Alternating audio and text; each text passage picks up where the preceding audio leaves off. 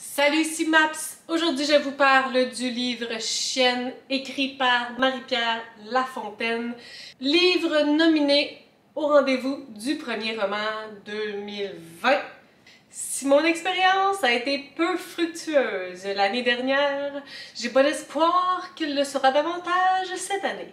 Donc, j'ai commencé avec Chienne de Marie-Pierre Lafontaine. J'avais entendu des échos que c'était assez difficile et tout à fait.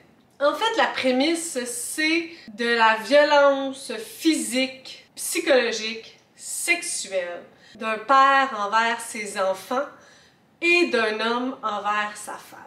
Un gars complètement perturbé, désaxé, violent, psychopathe, name it, c'est ça que vous allez avoir à l'intérieur. Ce n'est pas une histoire chronologique, c'est des bouts de souvenirs, des moments, des événements frappants qu'elle raconte à l'intérieur de ce livre-là.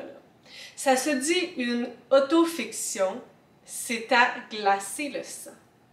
L'écriture de Marie-Pierre Lafontaine, ce que j'ai trouvé particulier, malgré la dureté des propos, c'est que c'est pas vulgaire. Elle aurait pu mettre ça vraiment brutal au niveau de ses mots, choisir du vocabulaire encore plus connotatif, plus horrible, mais l'histoire est déjà tellement bouleversante, tellement troublante, tellement rough que nommer la chose telle qu'elle est, c'est déjà insupportable. On suit forcément cette histoire-là lorsque la narratrice, elle est jeune. Les sévices imposés par le père sont tordus et tellement difficiles à lire. J'étais crispée à le lire de A à Z. J'avais des frissons juste de vous en parler, là, de dégoût, d'horreur, du début jusqu'à la fin. J'étais complètement frigorifiée, outrée, mal oppressée de lire ça. L'effet est réussi, ça c'est clair.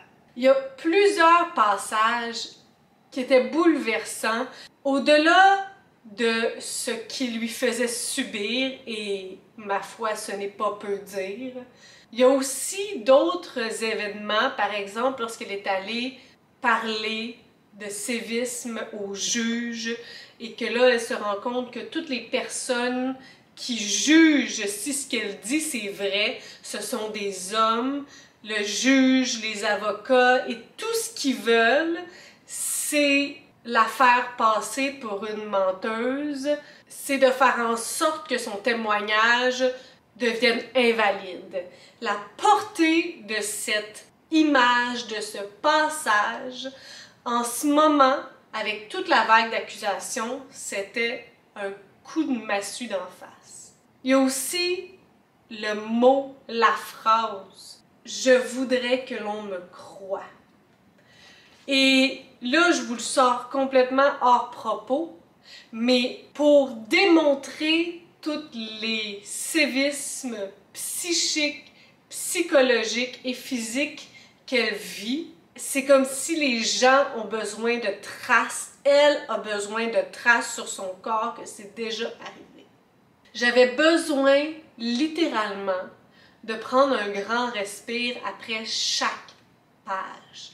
L'écriture, elle est précise et efficace. Elle rentre dedans comme une massue à chaque mot, à chaque phrase. C'est un livre qui peut vous briser, qui dénote de l'horreur, de l'humain, du plus laid de l'espèce humaine. Et parallèle un peu particulier, je lisais Claire Martin dans son histoire avec Dans un gant de fer, et elle a aussi expérimenté de la violence avec son père. Disons que lui, c'était beaucoup plus tordu, mais il y a vraiment beaucoup de similarités dans ces deux histoires-là. Et ce qui revient par la suite, au fur et à mesure qu'ils deviennent adultes, c'est cette haine, c'est cette non-confiance envers les hommes, ce non-respect, cette peur qui reste pour toute la vie.